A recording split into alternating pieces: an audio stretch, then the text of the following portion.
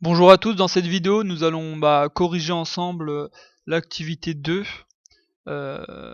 l'activité 1 sur le thème 3, l'énergie, d'accord? Donc pour accéder à l'activité, vous allez sur votre classeur pédagogique, vous allez dans troisième, vous allez sur le thème en question, thème 3, formulaire, ensuite vous cliquez sur activité 1 et vous mettez consulter, d'accord? Donc nous voilà sur l'activité. D'où vient l'énergie électrique?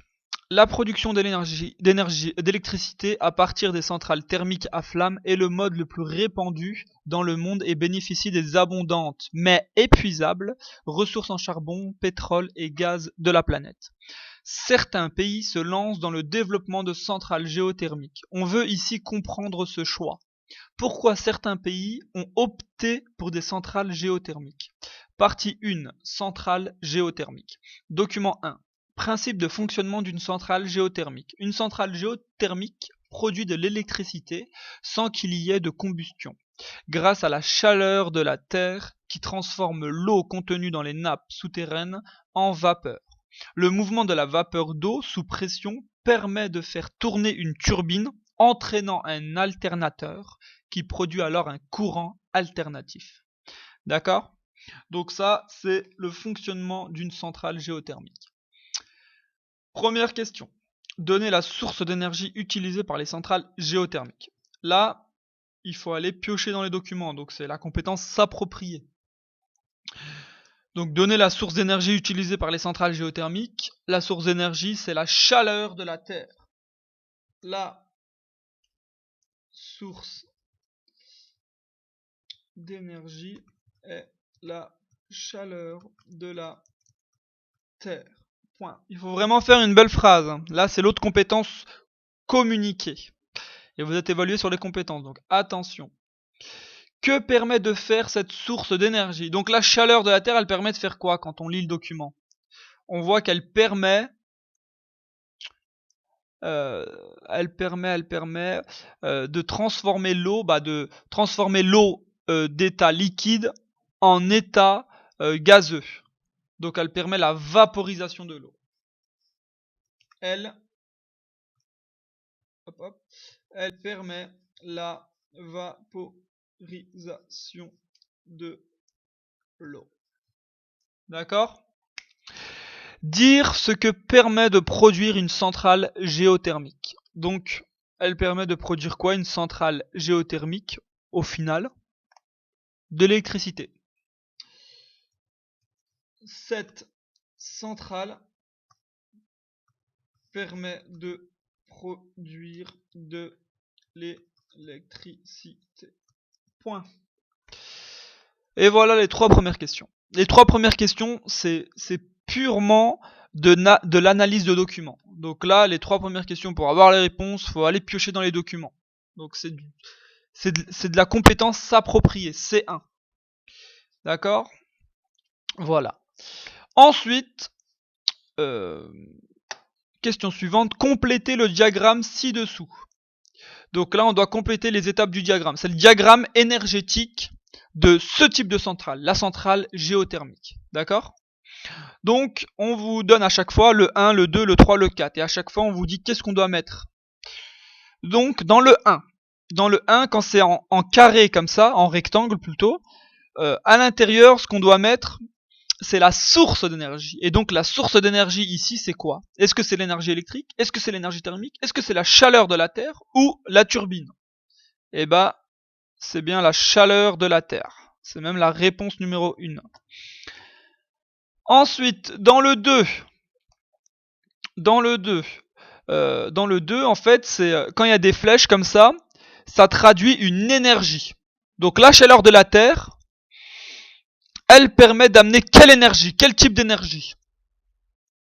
Et ben la chaleur de la Terre, elle permet de chauffer, donc elle fait augmenter la température, donc c'est une énergie thermique, d'accord? C'est l'énergie de la chaleur, l'énergie thermique. Dans le 3, il faut mettre, dans le 3, quand c'est un cercle comme ça, là, quand c'est un rectangle, c'est une source d'énergie. Quand c'est un cercle, c'est quelque chose qui permet de transformer une énergie en une autre. Donc là, dans notre exemple, c'est quoi qui a permis de transformer l'énergie thermique en énergie électrique? C'est quoi? Eh ben, c'est la turbine. D'accord? On pourrait même être plus clair parce que si on regarde bien, c'est pas seulement la turbine. C'est un ensemble. C'est la turbine avec l'alternateur. En fait, c'est la turbine qui, elle, fait tourner, qui tourne, quoi, et elle permet par son mouvement de rotation, au niveau de l'alternateur, une transformation de l'énergie, une création, une production d'énergie électrique. D'accord? Donc là, on se rend compte que c'est pas que turbine, c'est turbine plus alternateur. Et voilà pour notre schéma. Ah, pour le diagramme, il reste encore une dernière chose. Et là, à la fin, c'est quoi qu'on crée comme énergie? C'est quoi qu'on produit comme énergie? Toujours dire produit, parce qu'on ne crée pas. En fait, on transforme à chaque fois une énergie en une autre. Lavoisier. Lui, il en parle en chimie. Bon, pour le 4, l'énergie qui est produite à la fin, c'est de l'énergie électrique. D'accord? Partie 2. Centrale thermique à flamme. Ça, c'est les centrales les plus répandues sur Terre. C'est celles qui nécessitent des énergies fossiles, gaz, pétrole, charbon. Donc, document 2, principe de fonctionnement d'une centrale thermique à flamme.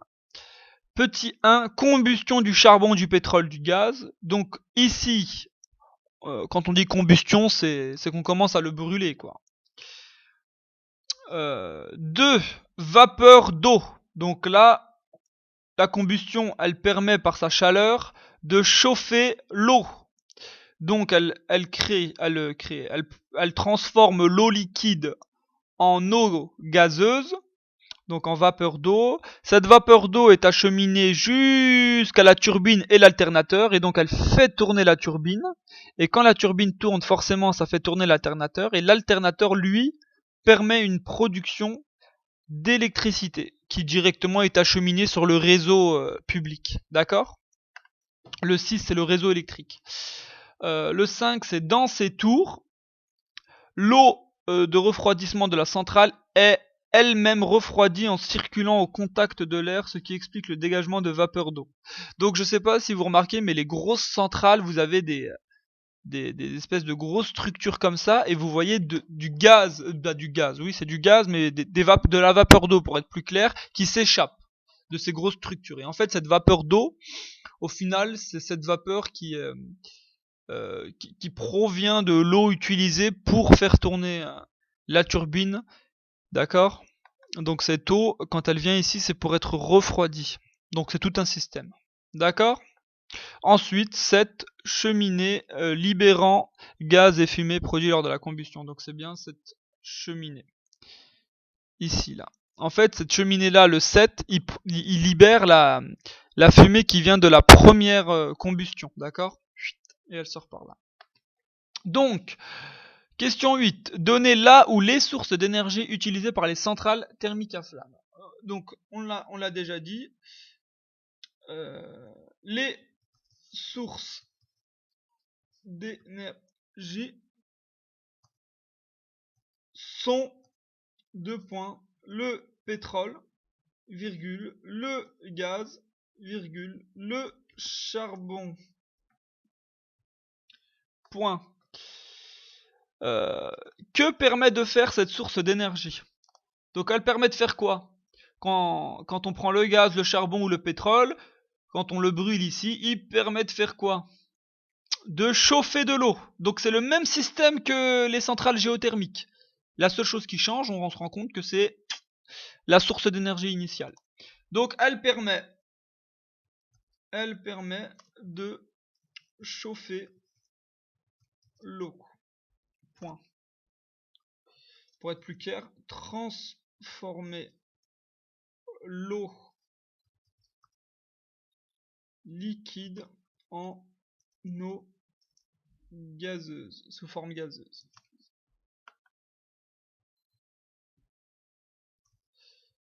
Hop. Dire ce que permet de produire une centrale thermique à flamme. Donc au final, elle produit quoi une centrale thermique à flamme? De l'électricité qui est acheminée sur le réseau électrique. Elle permet de produire de l'électricité. Point. D'accord? À présent, on étudie la réaction de combustion ayant lieu dans le circuit primaire d'une centrale thermique, utilisant le gaz naturel, composé essentiellement de méthane, CH4. Le méthane, c'est une molécule qui, elle, est composée d'atomes. Et les atomes en question, c'est un atome C de carbone et un atome H d'hydrogène. Et il y a un 4 à côté du H, ça veut dire qu'il y a 4 atomes d'hydrogène. D'accord? Le méthane réagit avec le dioxygène, O2, c'est-à-dire qu'il y a 2 atomes d'oxygène, mais il y a une molécule qu'on appelle le dioxygène, le O2 de l'air, pour former du dioxyde de carbone. Dioxyde de carbone, c'est une molécule qui est composée d'atomes qui sont le carbone et 2 atomes d'oxygène. D'accord? Et de l'eau, H2O. Donc 2 atomes d'hydrogène et 1 atome d'oxygène. Et le tout forme l'eau qui est une molécule. Donc voici la réaction, l'équation de la réaction. Donc on a le méthane qui réagit avec du dioxygène et ça s'appelle une combustion et ça forme du CO2 et de l'eau. Donc nommer le gaz participant à l'effet de serre produit lors de cette transformation. Donc là, dans cette transformation, on produit 2 choses. On produit de l'eau et du CO2. Donc lequel des deux est le gaz participant à l'effet de serre? Le gaz dont on parle tout le temps pour la pollution. C'est le CO2. 2 points, dioxyde de carbone. D'accord? Hop, le dioxyde de carbone. Voilà. Partie numéro 3. Comparaison des deux types de centrales électriques. Dire ce qui différencie les deux centrales électriques. Donc c'est quoi qui différencie? Je l'ai dit tout à l'heure. C'est la source d'énergie. Dans l'un, on utilise la chaleur de la Terre et dans l'autre, on utilise des sources d'énergie fossiles. Pétrole, charbon, gaz. C'est la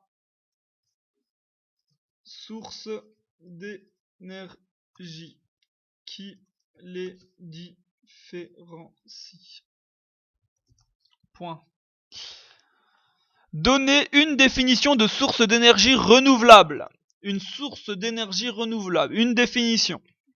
Donc quand on dit source d'énergie renouvelable, c'est quelque chose qui se renouvelle dans le temps, mais assez rapidement. C'est-à-dire qu'elle se renouvelle plus vite que le temps qu'on prend pour la consommer. Par exemple, si on prend le pétrole, le gaz et le charbon, oui, le pétrole, le gaz et le charbon, ça se reproduit sur Terre, ça se reproduit. Mais pour reproduire une certaine quantité de gaz, de pétrole et de charbon, il faut attendre des millions d'années. C'est beaucoup. Par contre, si on prend, je sais pas, un autre exemple, si on prend le bois, et ben le bois, c'est quelque chose qu'on utilise, mais qui se produit assez rapidement, parce que le bois, ça repousse au bout de 10 ans, on a un beau petit arbre qui pousse, d'accord? Donc c'est ça qui différencie une énergie non renouvelable et une énergie renouvelable. C'est le fait comment vous dire ça? C'est le fait que cette énergie soit renouvelée plus rapidement que le temps qu'elle prend pour être consommée, en fait. Le fait qu'une source soit renouvelée plus vite que le temps que l'on prend pour la consommer. Hop. Des exemples d'énergie renouvelable, il y en a plein. De sources d'énergie renouvelable. Par exemple, si on prend les éoliennes, c'est quoi la source d'énergie? C'est le vent, d'accord? Donc le vent, c'est renouvelable. On va pas ne plus avoir de vent. Bon, j'espère qu'on en aura encore, hein. Bon. Ensuite, une autre source d'énergie renouvelable. Si on prend les centrales hydroélectriques, c'est quoi? Bah, c'est les cascades d'eau. Bah, c'est renouvelable. Ça s'arrête pas. D'accord? Donc ça, c'est des exemples d'énergie renouvelable. Après, les sources d'énergie non renouvelables, bah, on a les trois parfaits exemples. C'est le gaz, le pétrole, le charbon. Maintenant, je vous mets un petit à retenir. À chaque fois, les à retenir, vous allez remarquer que c'est des formules, hein. Donc là, je vous donne la formule qui vous permet de lier E, P, T. E, c'est l'énergie électrique en joules ou en kilowatts. P, c'est la puissance électrique, c'est en watts ou en kilowatts si on veut mettre l'énergie en kilowatts. Et T, c'est le temps, c'est en secondes ou en heures. D'accord? C'est en minutes aussi, mais le plus généralement, on le met en secondes ou en heures. Ensuite, à partir de ce triangle, je vous avais déjà expliqué comment ça fonctionne. Là, vous vous imaginez qu'il y a une barre. À la place du égal, il y a une barre. Donc, si vous cherchez le E, et ben vous cachez E. Donc, E égale, et vous regardez, il reste P fois T. Et on voit bien ici, E égale P fois T.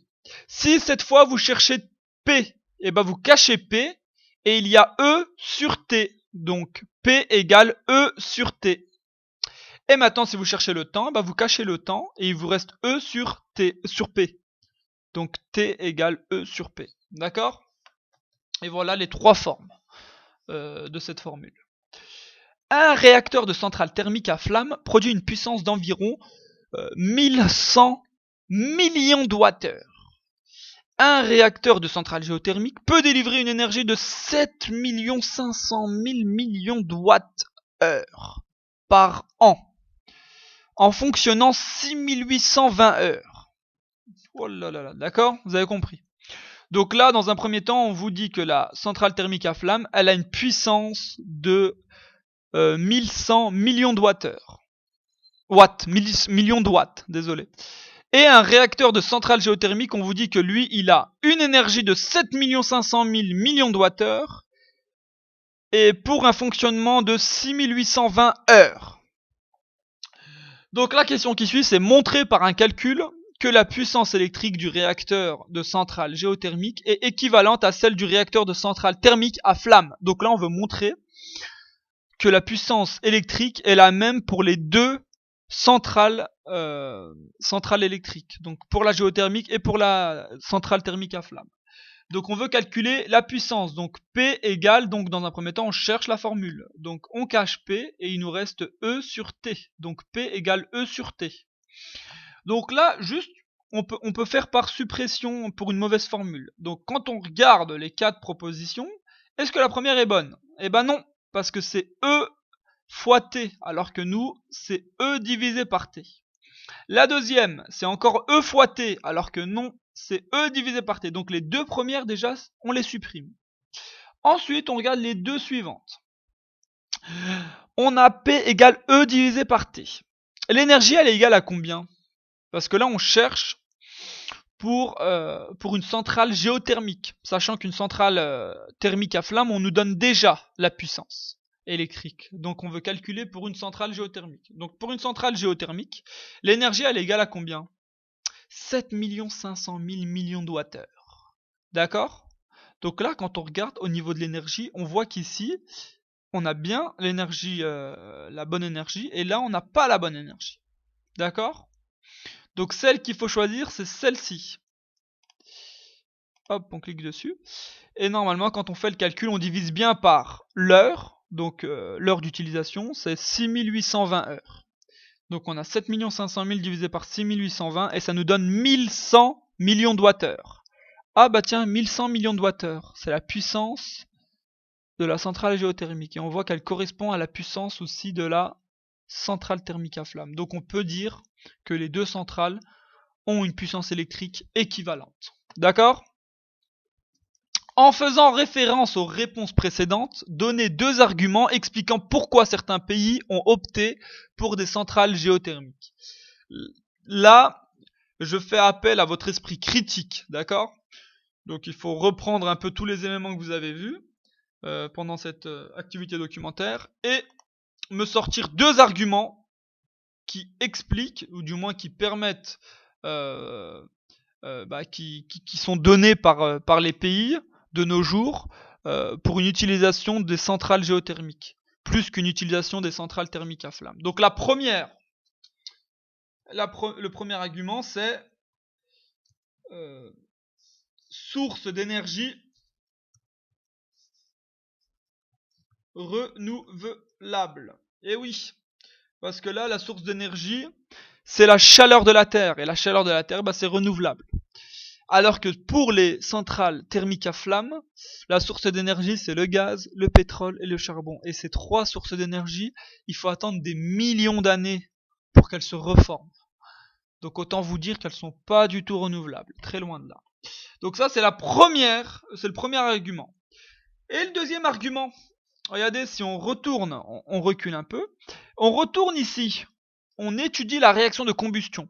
Et on voit que dans cette réaction de combustion, il y a la création d'un gaz participant à l'effet de serre. L'effet de serre, c'est mauvais pour nous. C'est ce qu'on appelle très simplement de nos jours, c'est la pollution, quoi. Pour être très clair et très bref avec vous. Donc quand on vous parle d'effet de serre, ça traduit la pollution. Et on voit ici que dans les centrales thermiques à flamme, il y a la production de CO2. Et le CO2, lui, participe beaucoup à une pollution de la Terre. Donc, si on redescend, ici, le deuxième argument, c'est que les centrales géothermiques, elles sont en accord avec le développement durable. D'accord ? Quand je dis le développement durable, c'est qu'elles sont pas... elles n'ont pas de conséquences sur la pollution, d'accord ? De conséquences directes du moins. Donc voilà les deux arguments que j'attendais de votre part. C'est source d'énergie renouvelable et en accord avec le développement durable. C'est-à-dire que la source d'énergie, elle ne participe pas à l'effet de serre. Et voilà. Et normalement, une fois que c'est fini, vous cliquez bien sur valider. Si vous cliquez pas sur valider, moi je pourrai pas avoir vos réponses, d'accord ? Et surtout pas sur restaurer, parce que si on appuie sur restaurer, regardez ce qui se passe. Et ben ça efface toutes vos réponses, d'accord ? Merci pour l'écoute.